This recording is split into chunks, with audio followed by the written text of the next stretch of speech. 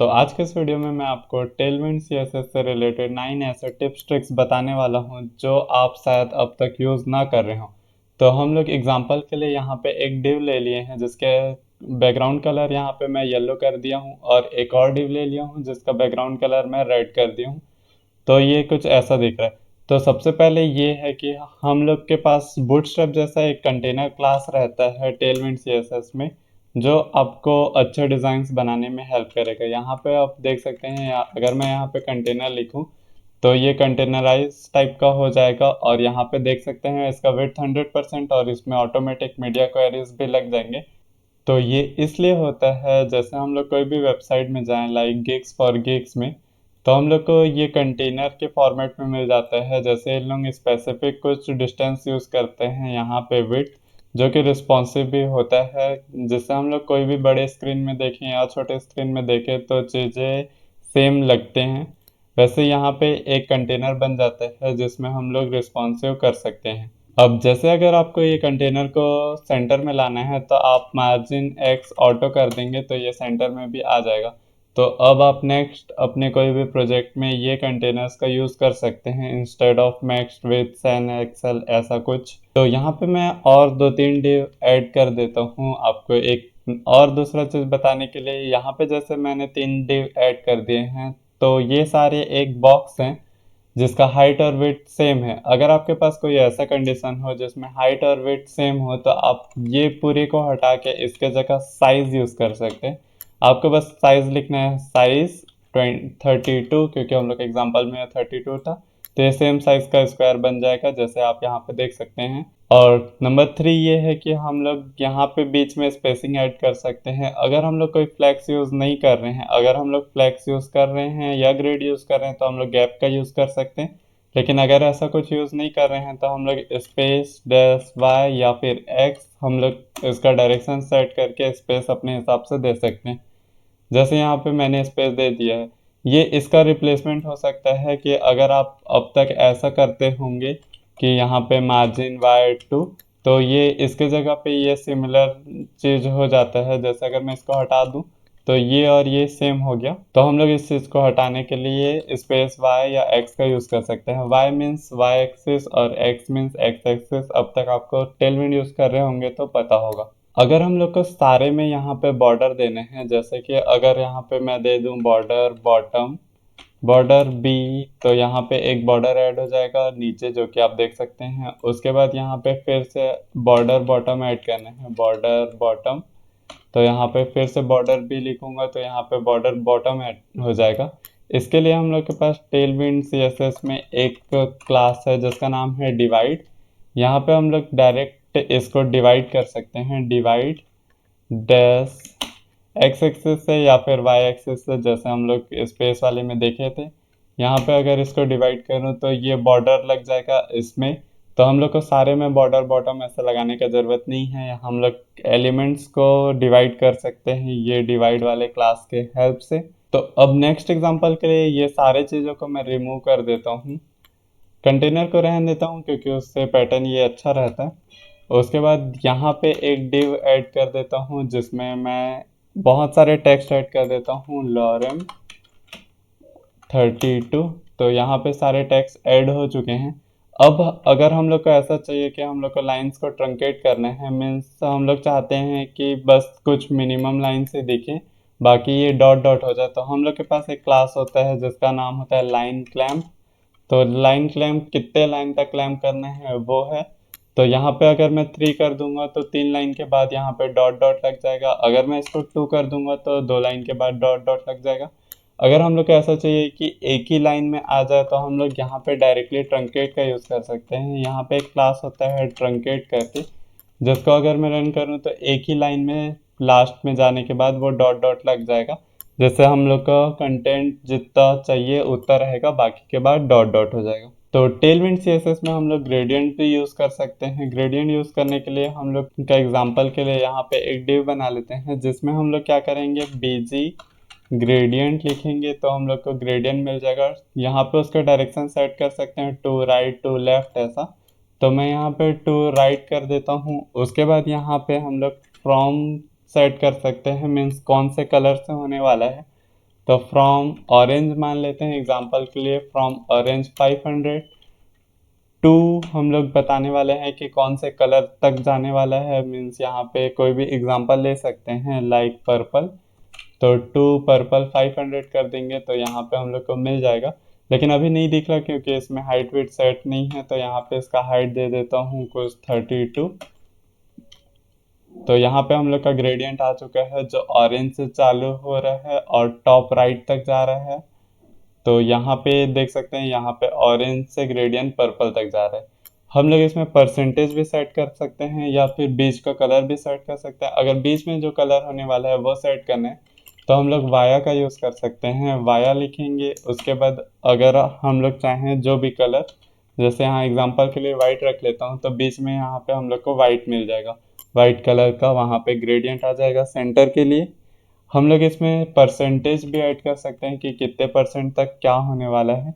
जैसे फ्रॉम 20% से शुरू होगा तो यहाँ पे फ्रॉम 20% डाल सकते हैं, तो यहाँ पे 20% के बाद से ग्रेडियंट चालू हुआ। उसके बाद हम लोग वाया में भी परसेंटेज डाल सकते हैं, वाया 70%।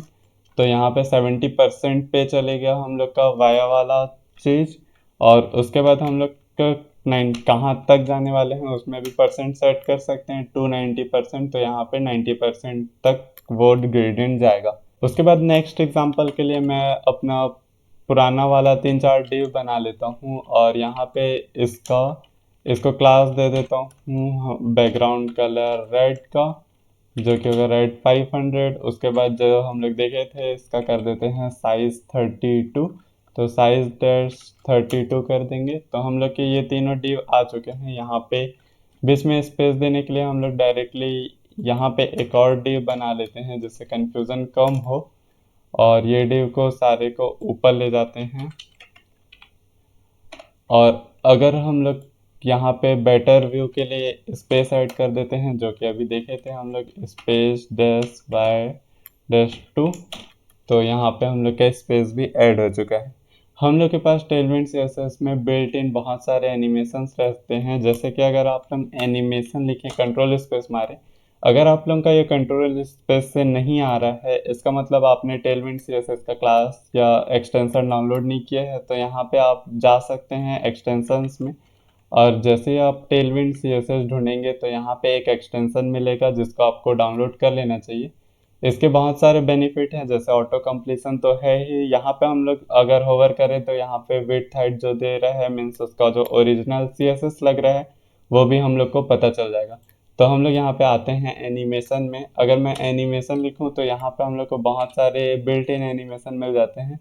जैसे एग्जांपल के लिए यहाँ पे एनिमेट स्पिन, तो यहाँ पे स्पिन करना चालू हो जाएगा। वैसे और एग्जांपल देख लेते हैं, एनिमेट एनिमेट पिंग, तो यहाँ पे ये पिंग होना चालू हो जाएगा।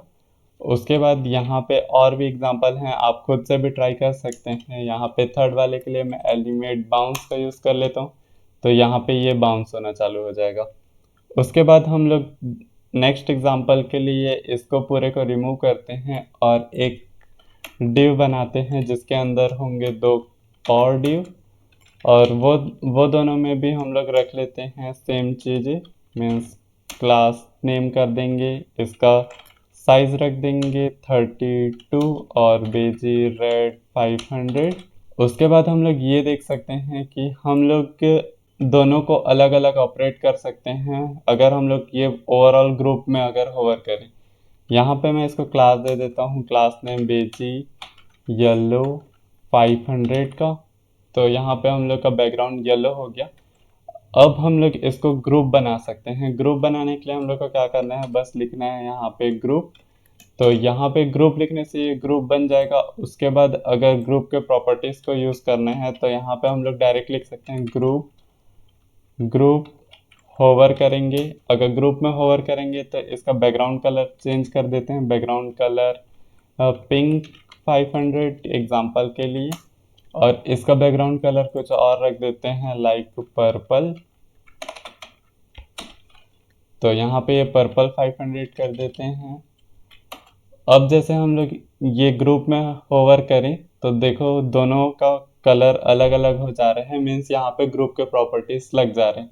तो आप एक ग्रुप बना सकते हैं और उसके अंदर के मल्टीपल डिव्स को आप उसके इवेंट के हिसाब से ऑपरेट कर सकते हैं। उसके बाद हम लोग के पास अगर ऐसा है कि एक और डिव है जो कि ये हम लोग के जो ग्रुप है उससे बाहर है, तो हम लोग जैसे एग्जांपल के लिए ये डिव बना लेते हैं क्लास, जिसका क्लास नेम फिलहाल के लिए बेजी रेड, रेड हम लोग ऑलरेडी यूज़ कर चुके हैं तो यहाँ पे ग्रीन यूज़ कर देते हैं, बेजे ग्रीन 500, और इसका भी साइज़ रख देते हैं कुछ 32। तो यहाँ पे हम लोग का ये वाला भी डिव ऐड हो चुका है। अगर हम लोग का ये डिव, ये वाला जो हम लोग का येलो वाला स्पेस है, मीन्स ये जो ग्रुप है इस पे डिपेंडेंट बनाना है इसको, तो हम लोग पेयर प्रॉपर्टी का यूज़ कर सकते हैं। बस हम लोग को यहाँ पे जाना है और यहाँ पे राइट करना है PEER, तो यहाँ पे ये पेयर बन जाएगा। पेयर बनने के बाद हम लोग क्या कर सकते हैं, यहाँ पे पेयर होवर या पेयर रिलेटेड बाकी प्रॉपर्टीज़ का भी यूज़ कर सकते हैं, जैसे यहाँ पे होवर का यूज़ कर दे रहा हूँ। उसके बाद इसका बीजी पर्पल कर देते हैं, फिर से बीजी पर्पल 500। तो जैसे अगर हम लोग इसको होवर करेंगे तो ये वाला भी कंटेनर जो है हम लोग का डिव है वो पर्पल हो जा रहा है। और हम लोग के पास नेक्स्ट ये है कि अगर आपके पास कोई क्लास ऐसा है जो बहुत बड़ा है, आपको यहाँ रिपीट लिखना पड़ रहा है, तो हम लोग एग्जांपल के लिए इसको रिमूव कर लेते हैं और एक बटन बना लेते हैं, बटन, जिसका बटन का क्लास ऑलवेज बहुत बड़ा रहता है तभी वो बटन अच्छा दिखता है। यहाँ पे क्लिक हियर करके एग्जांपल डाल देता हूँ। अगर हम लोग को ये बटन को अच्छा दिखाना है, जैसे कि यहाँ पे हम लोग ऐड कर सकते हैं बॉर्डर, पैडिंग ऐड कर सकते हैं PX5 और PY2, और उसके बाद हम लोग बैकग्राउंड कलर ऐड कर सकते हैं, बैकग्राउंड रेड 500। उसके बाद हम लोग होवर करवाने पे इसका जो बैकग्राउंड है उसको चेंज करा सकते हैं, बैकग्राउंड रेड 700, और इसके टेक्स्ट कलर को हम लोग कर सकते हैं वाइट। तो ये हम लोग का बटन बन जाएगा। इसमें हम लोग एक बॉर्डर रेडियस भी दे देते हैं, तो इसको बस राउंडेड MD कर देते हैं। तो ये हम लोग का बटन बन चुका है। यहाँ पे M5 भी दे देते हैं, थोड़ा सा स्पेसिंग आ जाए। अब ये सारे क्लासेस हम लोग जहाँ भी बटन यूज़ करें वहाँ पे बार बार लगाना पड़ेगा।